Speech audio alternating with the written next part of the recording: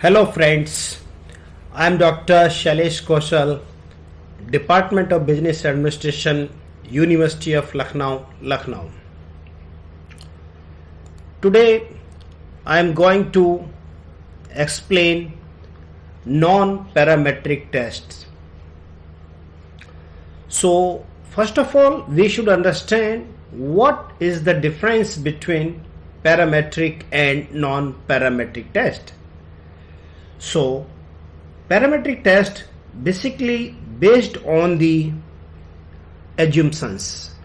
So two broad assumptions of the parametric tests are the data should be normally distributed and data should be homogeneous. Okay, but non-parametric tests are assumptions free tests. So non-parametric tests are those tests which do not rely on data belonging to any particular parametric family of probability distribution. It means these tests are distribution free tests. When to use non-parametric tests? Non-parametric tests are used when assumptions of the parametric tests are not met. So I already told you the parametric tests have some assumptions. The data should be normally distributed, and second is data should be homogeneous. When our data not normally distributed and not homogeneous, then we should use non-parametric test. Now the one sample. Basically one sample means when we are analyzing single variable. So if my data normally distributed and homogeneous, then we should use one sample t-test. If my data not normally distributed, then we should go for one sample Wilcox-Conn rank sign test, which is equivalent to one sample t-test. The condition of one sample t-test is data should be continuous, means data should be collected either interval or ratio scale, means our question should be either interval level or ratio level. In case of the one sample t-test for non-parametric tests, see, data should be ordinal, means we take ranking data. Okay, now the non-parametric test we will discuss following test. First, Wilcox-Conn rank sign test. Second, Mann-Whitney U test for two independent sample. Third, Wilcox-Conn rank sign test for two dependent sample, which is equivalent to paired t-test. Okay. Fourth, Kruskal-Wallis test means more than two independent sample, and fifth, Friedman-ANOVA more than two dependent sample. So in this lecture video, I am taking Wilcox-Conn rank sign test. Okay. So one sample Wilcox-Conn rank sign test. So what is one sample Wilcox-Conn rank sign test? The one sample sign test simply computes a significance test of a hypothesized median value for a single data. So here we should understand the term median value. Generally we take for continuous data we take mean value. Okay, for continuous data mean value, but here in a non-parametric test we take median value because our data in ranking form, ordinal data, this is ordinal data, so that is why we take median value and we don't take mean value in a non-parametric test for a single. So the one sample sign test is a non-parametric hypothesis test used to determine whether a statistically significant difference exists between the median of non normally distributed continuous data set and a standard.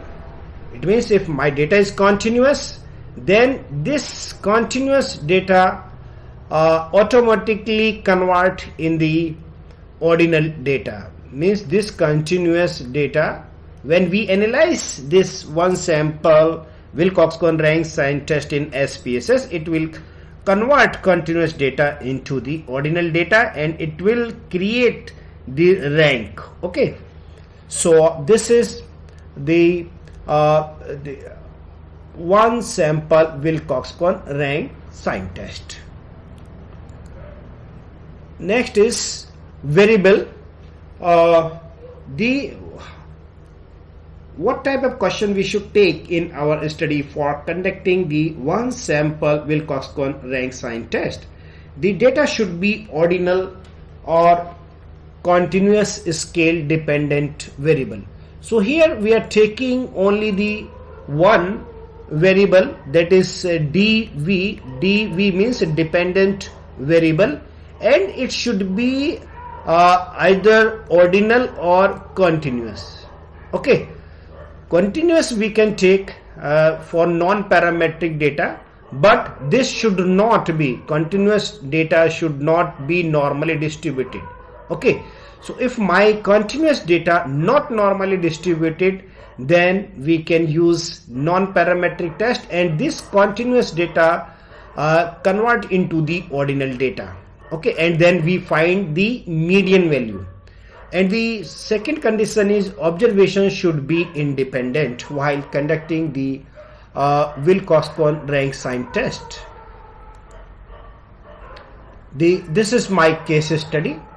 In this case study, company X Tires has launched a new brand of tires for cars and claims that under normal circumstances the average life of tires is 40,000 kilometers.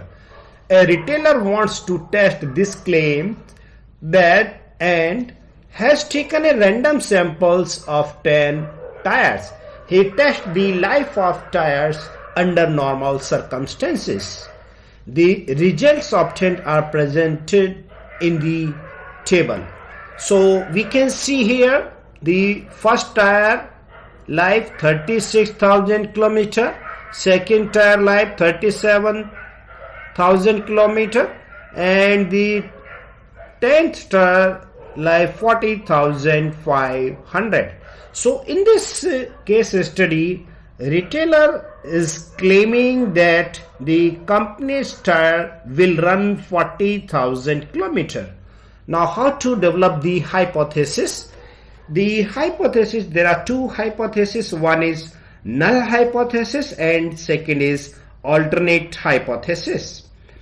So the null hypothesis says the population median is equal to hypothesized median. Okay, so here we are talking about median, not mean value, because this is non-parametric test. So means there is no difference of population median and sample median. Means the retailer, whatever retailer is claiming, the claim is right. Means the tire, the capacity same as the claiming by the retailer. Okay, now the alternate hypothesis is the population mean does not equal to the hypothesis median. Okay, so here we can say the population median means median, the population median equal to sample median. Population median equal to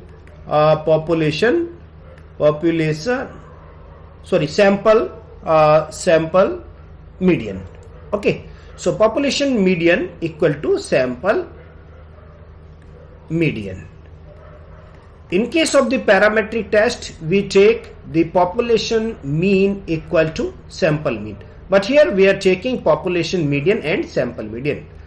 And the alternate hypothesis says the population median does not equal to the sample median. This is our hypothesis. Okay, so we take the case study to explain this one sample rank sin t test. So my data set, I'm showing you the data set. This is data. Now you can see the data in a SPSS sheet. The life, the tire, and the life of the tire. The first tire, that is 60,000 kilometer, second 37 kilometer, third 41,500 kilometer. So the all the observations here you can see. So this is basically continuous data.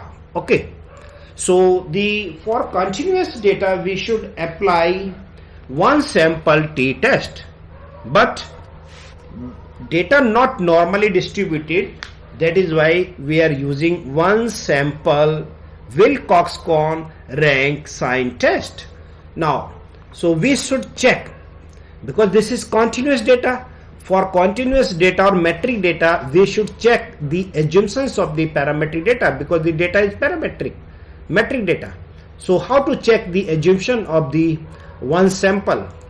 So the analyze, and then descriptive, and go to explore. Okay, analyze, descriptive statistics, and explore, and then the life of tires I am transferring into the dependent list box, and I need plots. Okay, because I want to know the results of the KS test for normality. Okay, normality plots with test, and then continue.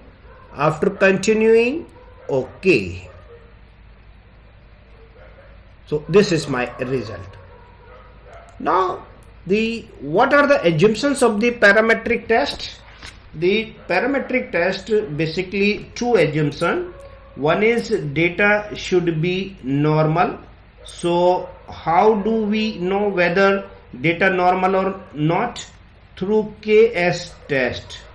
KS test, if p value greater than 0.05 means non-significant, then we can say our data normal. If it is less than 0.05, it means data is not normal. So this is a table of normality, and the value of the test, this is 0.047. So the p value, it is less than 0.05, because p value is 0.047. It means data not normal. So the data is not normal, so we cannot apply one sample t test. Okay, so we cannot apply this one sample t test. So equivalent of the parametric test, we have non-parametric test. The test name is one sample Wilcox-Con rank sin test. Okay, so now I am applying the one sample Wilcox-Con rank sin t test. So this is about the assumption of a parametric test. So the data is not normally distributed, so that is why we should use non-parametric test. So the analyze, I am conducting here one sample, here non-parametric one sample. Okay, for one sample means the one variable, and this is non-parametric, automatic, and then I am taking field. So this is observations. So I am taking only one variable. This is variable life of tires in kilometer, and then setting, taking customized test and compare median to hypothesized Wilcox-Conn signed rank test. And what is the median? That is 40,000, because he is claiming the tire will run 40,000 kilometer and then run. Okay, so after this we can get the summary. So what does it mean? The result, we can see the one sample Wilcox-Conn signed rank test. And what is the p-value? This is 0.50. So p-value greater than 0.05. What does it mean? The null hypothesis here, the null hypothesis, we can say accepted, because the population median equal to the sample median. Okay, so there is no significant difference because p value greater than 0.05. Here p value, that is 0.574, which is very high, because this is 5% and this is 57.4%. so this is a big difference. So p value greater than 0.05, it means the null hypothesis is correct, means whatever retailer is claiming, the claim is right, means at least 40,000 kilometer tire will run. Okay, now question is how to interpret this output. Now okay, now we should double click off this hypothesis test summary. So after double clicking, so we can see here the hypothesis median, that is 40,000 kilometer. We are claiming, we hypothesized the tire will run 40,000 kilometer, but observed median, that is 41,000 kilometer. So there is a difference, but whether this difference is significant or not, who decides? This difference, the 40,000 and 41,000, whether this difference is significant or not, this p value tell us. If p value less than 0.05, it means this difference is significant. Okay, or if it is greater than 0.05, it means significant. Okay, so when we compare any two, mean or median, we always get the different value. So like 40,000 and 45,000, there is a difference.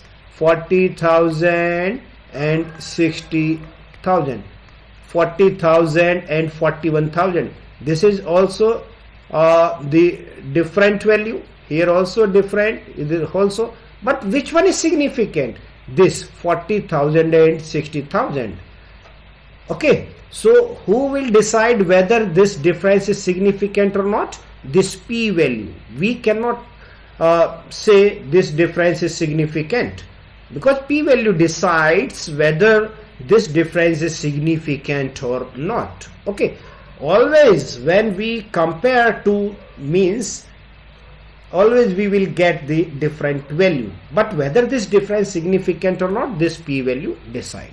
Now question is how to report this result.